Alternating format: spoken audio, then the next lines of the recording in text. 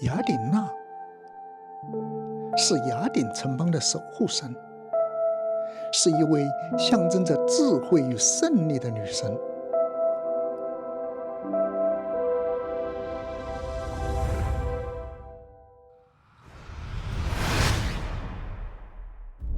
帕特农神庙是一座献给雅典娜的神庙，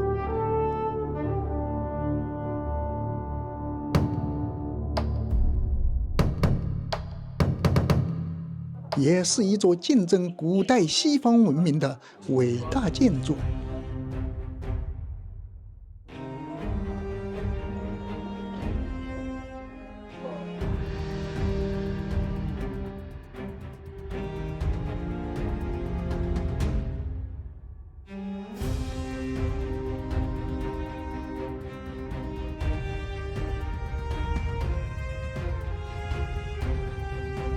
虽然经历了数千年的风霜雪雨和无数次战火硝烟的洗礼后，留下的只是一片残垣断壁。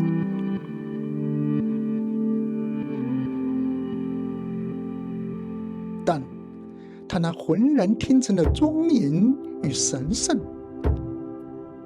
却不由得让每一个凝视它的人都肃然起敬。它是古希腊人民主与智慧的结晶，更是建筑学界至今都无法超越的一种境界。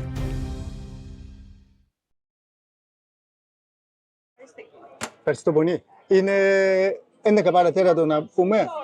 Tora? Ora sarsto.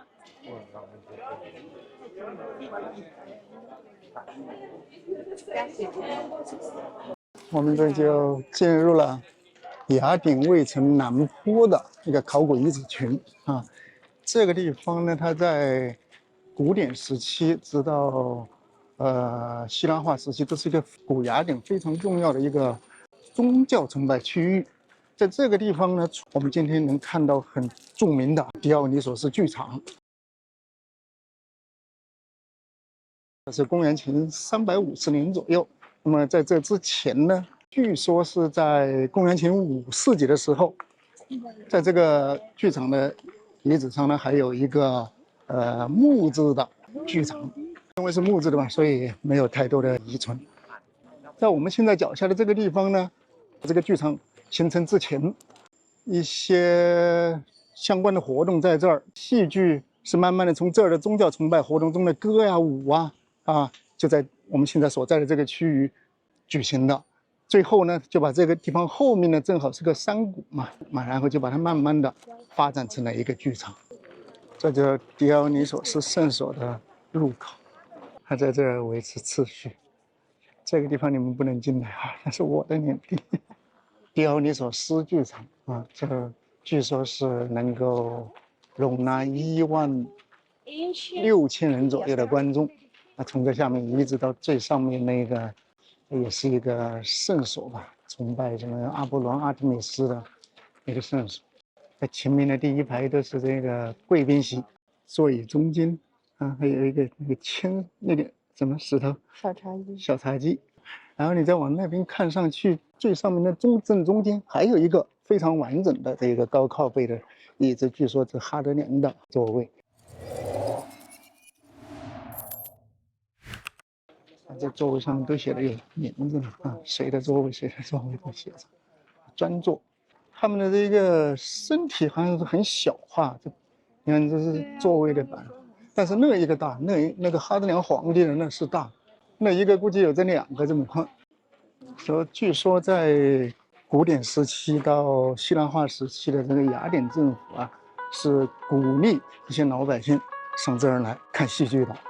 为什么呢？因为从戏剧中呢，你会学到很多一些知识，像一个公共课堂嘛，啊，各种各样的历史啊，什么那个哲学呀、神话呀，包括语言啊，都可以在戏剧中学习到。这南坡这个地方是很繁华、很大的一个宗教崇拜中心。小亚细亚的一个古希腊城邦帕加马城邦的国王欧迈尼斯二世，他在这儿进的长廊，应该是在公元前170到180年左右啊。什么呢？因为他在这个时候来这儿参加了前178年的一个泛雅典节日，在这个节日上呢，他赢得了这个赛马比赛，所以呢，他就作为对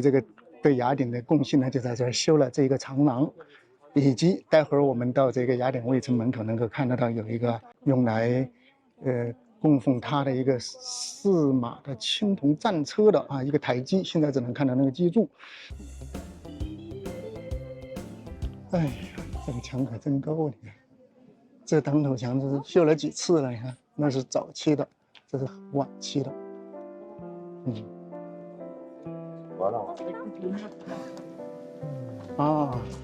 对，这是阿斯克尼庇欧的神庙，柯林斯式的这个神庙还是，也就是说，那一个大的基督教的教堂可能是在这儿，长条到那儿去了。罗马，这是一个长廊，那是这个Boundaries的 stone，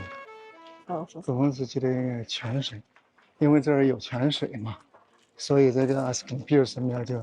在那个地方跟那个泉水距离非常近阿斯克尼庇欧的这个医疗中心要水的嘛，这个水池，水就是从那个地方山上，从那个地方出来的就现在没有水了，现在好像是有的，但你看那儿的草肯定是有水，你看那儿的那些树啊草长得那么绿，这么大太阳没有水，我早就晒死了。下面那儿是有个坑的，是有水，对，所以说这儿是水，那儿是阿斯克尼庇欧医疗中心和它的圣所神庙吧，这儿是那个长廊还有怎么是个爱奥尼亚的长廊？这是爱奥尼亚的长廊，那儿怎么还有一个多尼克斯的长廊呢？2个长廊2个长廊接着的都直接在这个悬崖下面。这有没有一个意义？你看，在雅典，其他的一些神都比雅典娜要稍微次要一点。你看雅典娜的神庙在山顶上，他们在山坡上，位置上来说还不知道有没有这个意义。但是呢，它在这儿呢，最主要的原因肯定就是因为这个泉水在这儿因为医疗中心它是要水的，这个水源对它是最重要的。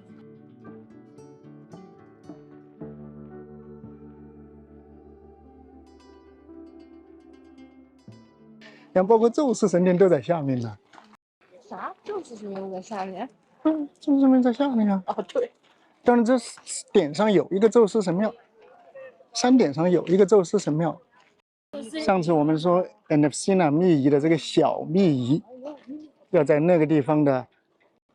Demeter 和 Persephone 的一个神庙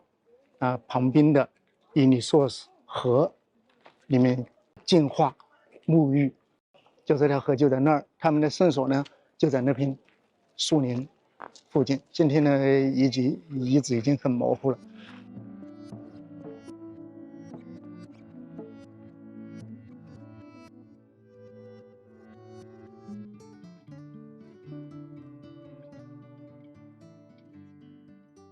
哇，好烫啊！烫的，晒热。这是罗马时期的雅典的执政者希诺德阿提库斯，他修建的，用来送给他老婆的礼物吧。这个剧场从162年修的吧，应该是，据说可以容纳5000人。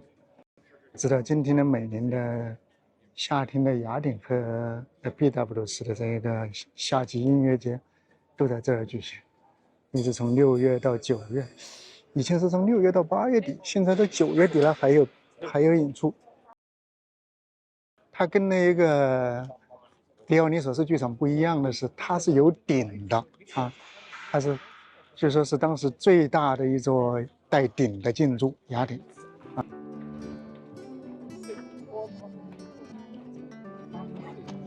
今天还有表演啊，不知道是什么节目。那最远处呢，就是爱琴海的萨罗尼克湾。哪呢？水啊，那海就是萨罗尼克湾啊，萨罗尼克湾。就说雅典卫城上的那雅典娜的青铜雕像，当太阳射到它的那头盔上的时候，反的光从那个海上就能看到。公元3世纪之后，要进入雅典卫城，首先要经过这道门，这道门叫贝乌勒斯门。为什么叫这么奇怪的名字呢？因为它是在1850年左右的一个法国考古学家在这个地方把它发掘出来了。那么根据他的这些发掘资料证明呢，这个门是在公元267年之后建成的。为什么呢？在公元267年啊，雅典卫城，包括整个雅典城，被来自于北部的一个部落。这个部落叫赫鲁利，就赫鲁利人啊，洗劫了整个雅典啊，包括雅典卫城，包括下面的这个阿戈拉和克拉米科斯，就他们把这个城给洗了，烧杀抢掠之后呢，再来重建这个雅典卫城的时候，就修了这个门。而这个门上的很多一些材料啊，都是从我们刚才在雅典卫城南坡的狄奥尼索斯剧场啊、狄奥尼索斯神庙啊、斯克尼皮奥啊，还有其他的一些圣所啊、神庙上的一些石头拆过来重建的。所以说从那个时代开始呢，再要进雅典卫城呢，你就得进2道门。第一呢是要进贝乌勒门，然后才能进到雅典卫城真正的古典时期的3门。这个阿戈拉，那个神庙是啥？火神庙。这座火神庙呢是希腊保存最完整的一座庙。宾这儿啊有一个很高的塔哈，这座塔呢大概是有9米高。这个塔呢，它其实是一个座基，它也是刚才我们在雅典卫城南坡的，我们说有一个长廊，欧迈尼斯长廊啊，也就是帕加马的国王欧迈尼斯2世，他进了那个长廊的同时，也在公元前178年左右，在这儿进了这一个座基，竖立着他的一个青铜的4马战车。但是呢，这个塔呢，在后来的罗马将军阿格里巴斯在公元60年左右，应该是如果记得不错的话，应该是60年左右。他呢，因为在卫城下面的这个阿戈拉里面修了一座露天的剧场，所以是雅典人民呢，为了感谢他，就呢把这上面的这一个原本是欧迈尼斯2世的这个青铜战马雕像啊，换成了他的一个青铜战马雕像。但今天的这一个早就不知所踪了啊。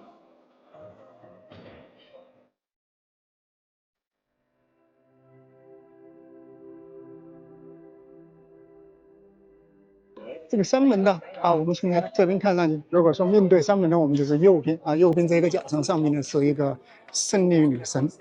这个庙呢很小，大概就是9到10个平方米左右，一个典型的爱奥尼亚式的这个神庙。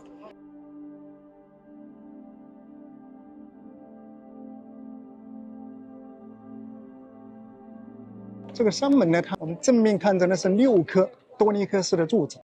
冲着我们这边是西面嘛，啊，西面6颗，在它的东面呢也是有6颗。这中间呢是有5道门，正中间的这个是主门，在这主门的左右两边各有2道门进去。哦，你说每个柱子之间是个门？不，这个多尼克柱子后面不是有一堵墙吗？啊，一墙上有5个门啊。看到了。啊，1、2、3、4，第5个呢？5个在那边看到。啊。左边我们这儿看到还有这个3颗多尼克式的柱子啊，这边呢是一个古典时期的一个叫美术馆，因为在这个里面呢，它陈列着当时雅典的一些比较著名的画家的一些作品，陈列在这个里面。那么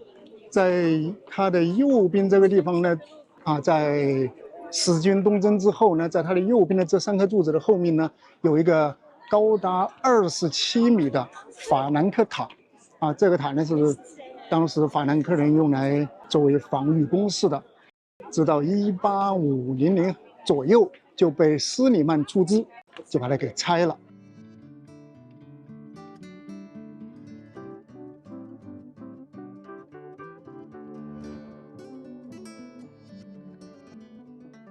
这个山门，它的地基，包括它上面的点，都不是平的。从入口的那几颗多尼克式的柱子是最低的，它是顺着这个山坡的走势这么进的。看在墙上，你看到这儿呢就更高了。你看它的地基就这么上来的。那些年这个地方我们进来是没有这水泥路的，都是这非常崎岖光滑的这种原始的大理石。非常滑，非常危险，所以在疫情期间呢，希腊政府就提议把这里面进来的这一段铺上水泥，但是呢，这一个提议呢也得到了很多的争议，因为有人觉得这一个破坏了它原始的这一个面貌了，但是最后呢，为了安全呢，还是我们今天进来就有这条水泥路。在山门进来之后的右边这个地方，对着那个斐罗巴布那个山头的这一个地方，曾经是有一个阿特米斯神庙。这阿特米斯神庙再往前呢，就是我们在外面看到的那一座胜利女神庙。我就想说的就是，这个雅典卫城的建筑，它这些建筑的角度都是经过精心的设计啊。里面所有的这些建筑，你从山门一进来，你都能看到，你能看到每一座建筑的2个面和1个角，正好把你的视线这么直着过去。你看，这儿看到的就是贝里克尼翁神庙啊，我们看到它南部跟西部的这2面墙。那看帕特农神庙也一样啊，是在西部跟北部的这条墙。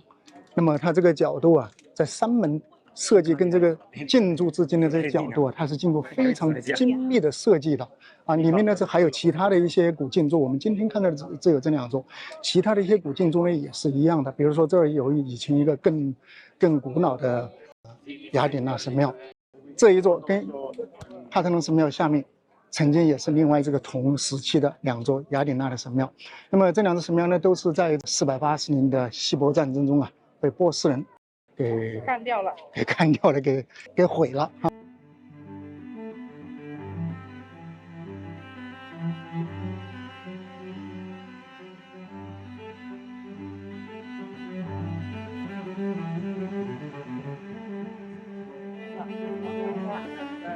早在迈锡尼时期的时候，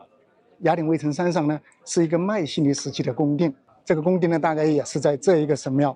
的地基上啊，这一大片。那么在那个时候呢，出来这一个宫殿呢，就是防御工事了。整个这个卫城的山的周围呢，有很典型的巨石建筑建成了围墙。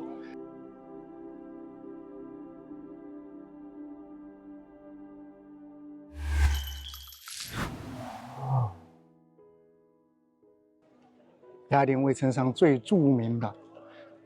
帕特农神庙，这一座神庙呢，可以说是古代雅典人的所有的艺术、文化、民主，整个古希腊的文化的一个里程碑。我们今天看到的这一座建筑呢，建成于伯尼克利时期，也就是在波西战争之后。伯尼克利呢，为了再重振雅典的曾经的辉煌，所以呢，就把所有的整个雅典的老百姓，包括奴隶都请过来，让他们在这儿建这座神庙。那么除了这些劳工呢，当然这一座神庙呢，它是集当时古希腊的所有的一些顶级的艺术家、雕刻家、建筑学家，他们呢在这儿建成了这一座建筑。这一座建筑呢，我们今天看到的，它是跟其他的这些同时期的多尼克式的神庙不一样的。它最大的特点是什么呢？我们一般看到的古希腊多尼克式的神庙呢，它在这个窄的这一面上是6颗柱子，但是我们看到的这一个多尼克式的神庙呢，它有8颗柱子。然后呢，在长的那2个面呢，通常呢是16颗柱子但是这一个呢是17颗柱子。所以呢，它在规模上、在风格上就跟其他的多尼克式的神庙不一样。这一座神庙其实我们现在看上去呢，它横平竖直的但事实上，整座这一个神庙上没有一条直线，不管是你柱子竖着的没有直的，上面的这个横眉横着的，没有直着的。这一个地基，不管你是长的这一面还是短的这一面，它都是有一个弧度的。如果说是把它这一个事实上的这些弧度表现出来呢，我们如果画出来的什么，它是非常丑的。因为这一座神庙是数万吨的大理石如果说不解决这一个问题，这么大的一个东西堆在这儿，你会觉得它非常笨重，非常臃肿。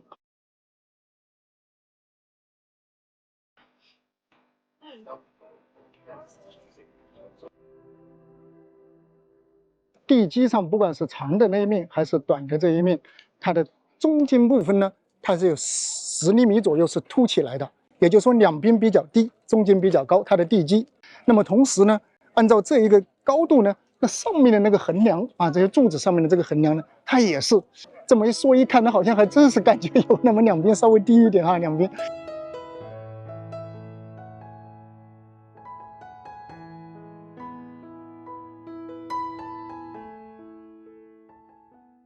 那么这些柱子呢，它并不是绝对垂直的，它都往中间有那么一丁点的倾斜。那么中间的这个角度倾斜是多少呢？我们肉眼看不出来，但是呢，科学家们用极光顺着每一个这个柱子的中间线往上面打上去，据说呢，在空中1650到1700米左右的高度呢，所有的这些柱子合成了一个锥形了，在上面聚合了。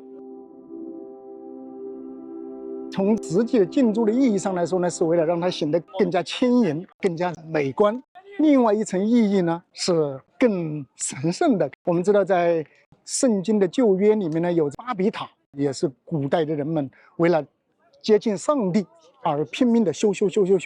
到最上面的时候呢，上帝看到说这不行你这所有的人都在一起齐心协力的这个塔很快就修到这离我越来越近了，所以呢，上帝就把他们的语言都打乱了。从此呢，才有了我们今天的各种各样的语言不通了，无法沟通了，这一座塔呢就没有建上去了。古希腊人呢，他们更有智慧，他们说，我修了这一个神庙呢，我今天能把这下面修成这一个形状，我们能够计算出它在多高的时候呢，也是一个金字塔。一呢，我们对神表示我们对神的尊重；二呢，也表示我们的能力、我们的智慧都在这儿显示出来了。是用中国话2个字儿表达，知道是啥？是什么呢？知止。知止对，就是这个意义上，我觉得这是古希腊人确实他们的这个智慧真的是我们现代人无法想象。你看金字塔其实也是有这个意义嘛，金字塔也是说修得越高，这法老的这显出来了。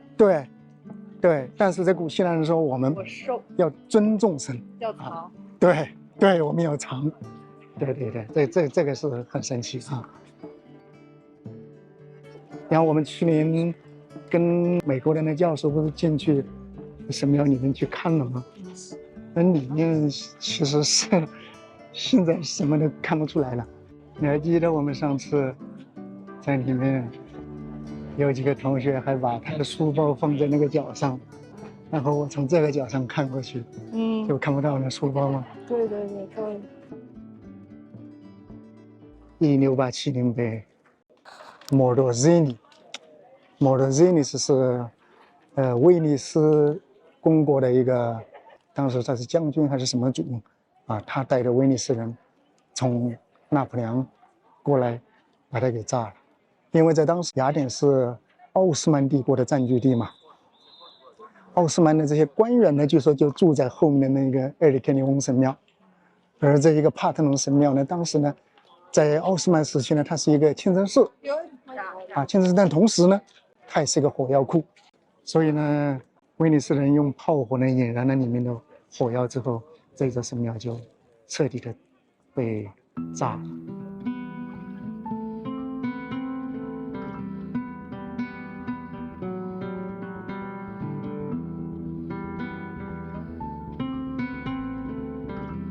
贝努的山门的那儿不是说修那个山门是因为在公元260年，贝努利人他们进来之后把这一座神庙呢烧了，用火烧了，整个点上什么就是全部烧了。烧完之后呢，就最后呢，到了公元6世纪、7世纪的时候呢，就拜占庭人把它改成了一座基督教的教堂。1453年之后，奥斯曼人进来之后，就又把它改成了清真寺。改成清真寺之后，最后到威尼斯人把它给炸毁。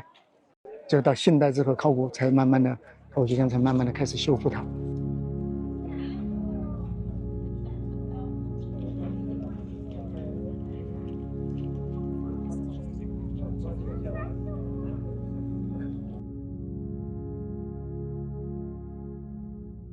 奇怪的一点是什么呢？雅典卫城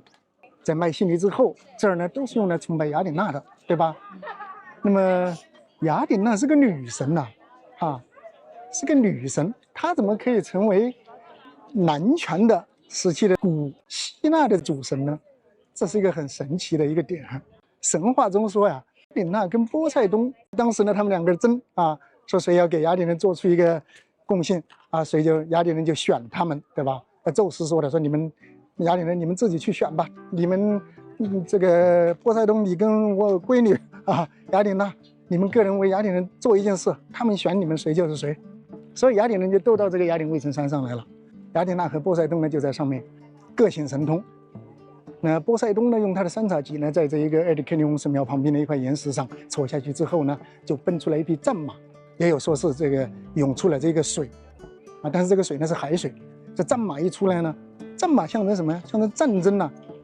那这雅典的这些男人肯定都选波塞冬我们要这个战马你来做我们的这个神吧，保护神吧。但是呢，雅典娜用她的矛戳下去之后，长出一棵橄榄树。橄榄树呢，它也许象征的是智慧。在这个时候呢，所有的女人呢，都选了雅典娜。神话中说呀，男人跟女人的比例呢，女人比男人多了一个，所以呢，雅典娜就这样成为了雅典的保护神。这个故事很奇怪的地方在哪儿呢？在男权时期女人呢是不可能出来参加这些社会活动的，历史上呢根本没有这样的先例。也许就是当时写这些神话故事的人，他们在他们的内心深处，也许已经有了一种说男女平等，或者有一种女权的这种雏形已经开始慢慢的出现了。其次呢，就是在雅典卫城上，我们说是敬拜雅典娜的，但是在我们的脚下的这个地方，我们现在脚下的这个地方，有一个宙斯的神庙，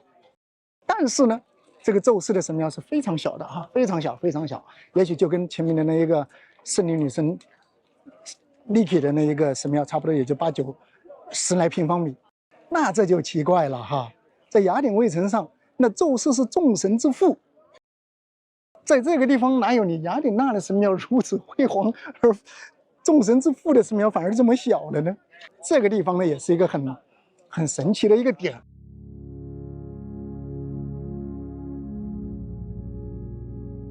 在这个帕特农神庙的上面那个山墙现在看不到了都已经毁了，有一些可能在博物馆，在卫城博物馆，有一些可能在大英博物馆。东面的这个山墙上，一组雕塑的主题就是雅典娜出生的故事。雅典娜出生的故事呢，是雅典娜从宙斯的头里面跳出来的，对吧？这个火神，工匠之神，用斧子把宙斯的头劈开之后，从里面跳出来的。然后阿斯克利聘给他缝上了吗？没有，他不需要缝，估计从脑袋里跳出来这一个就是宙斯的智慧出来了共治于世了。那么在这种情况下，智慧都出来，智慧才是你最重要的一部分嘛。你宙斯呢，你的智慧都出来了，所以你光一个如果说一个形象，那就显得不那么重要了嘛。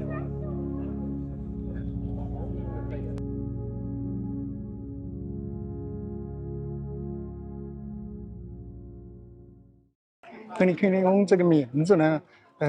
有人说是他神话中雅典的一个国王的名字，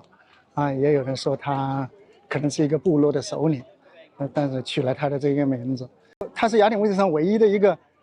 供奉几个不同的神的这么一个神庙。它是一个典型的爱奥尼亚式的建筑，但是呢，最大的特点呢是它的这女神像柱。我们现在在这个雅典卫城的山顶上往东边看过去有一座非常非常漂亮的山啊，一座锥形的一座锥形的高山。这座山呢叫里卡维多斯。这座山是怎么来的呢？它跟我们雅典卫城上的一个神话故事是有关系的。我们说雅典卫城上是用来崇拜雅典娜的。那么雅典娜呢是一个处女神。有一天呢，她被火神看到了，爱上了。火神的形象呢，神话中说他是一个瘸子啊，长得非常丑。所以火神有一天呢，就在哪里就碰到雅典娜了，然后就开始追求雅典娜。结果雅典娜呢就一边跑，这个火神就一边在后面追。刚刚追上啊，这个火神呐，这一着急，他的这个体也碰出来了，正好滴在了雅典娜的脚上，成为了一个雅典娜和火神的一个孩子。因为雅典娜呢是处女神，她也不喜欢这一个火神，但是呢，她一看这个孩子是从自己脚上下来的，毕竟啊，所以呢，她就把这个孩子给养起来了。怎么个养法呢？她也不能让人都知道我什么都没做，我这凭空多一个孩子了。当时这个埃里克利翁神殿啊，是传说中雅典国王克库罗波斯的宫殿。那么呢，克库罗波斯呢有3个女儿，所以呢，雅典娜就把跟火神之间的这一个凭空生出来的这个婴儿啊，就交给了克库罗波斯三个女儿，把它放在一个篮子里面盖着，跟他们3个说：“你们只管给我照顾好他啊，千万不能让别人看到他，让别人知道这件事儿。”与此同时呢，雅典娜呀，她放了2条蛇，在这个一个竹篮里吧，跟这个小孩一起把它盖在里面。克库罗波斯国王的这3个女儿啊，有一天呢就忍不住说要去看看这到底是什么回事啊？这为什么他把这个篮子交给我们，不让我们打开看啊？所以呢，有一天呢，他就偷偷的把这个篮子一揭开，看见里面有一个小孩2条蛇，结果呢吓得就大惊失色的就跑出来，冲出来就从悬崖上跳下去摔死了。当时雅典娜也不在这儿，所以呢，雅典娜的这个信使这个乌鸦啊，就开始满天飞着要去找雅典娜。据说飞到哪个地方正好碰到雅典娜了，就跟雅典娜说，就大声的呼喊雅典娜，雅典娜，雅典娜，那个看守你孩子的那3个谁的闺女跳崖死了。雅典娜这一听呢，手上正搬着一块大石头从哪儿准备来这一个加固这个雅典卫城的啊，听到他这么一说呢，一着急，这块石头掉下来了，就形成了这个里卡维多斯这一座山。那么在这个时候，雅典娜就一呢是他对这3个公主的这一个命令的公主没听，反而让这3个公主死了。2呢，这只乌鸦在这儿瞎在这儿叭叭叭的哈，让所有人都知道原来他有个孩子在这儿。雅典娜是又恨又气啊，然后就下命令说：“你这乌鸦，你永远也不想从雅典卫城上飞过去。”所以呢，这就是为什么直到今天呢，都有一个说法，说雅典卫城上是没有鸟可以从这个卫城帕特农神庙上飞过去的啊，就是因为雅典娜下了命令啊，不允许你这鸟从上飞过去啊，你坏了我的大事了。那么当然这是传说了哈。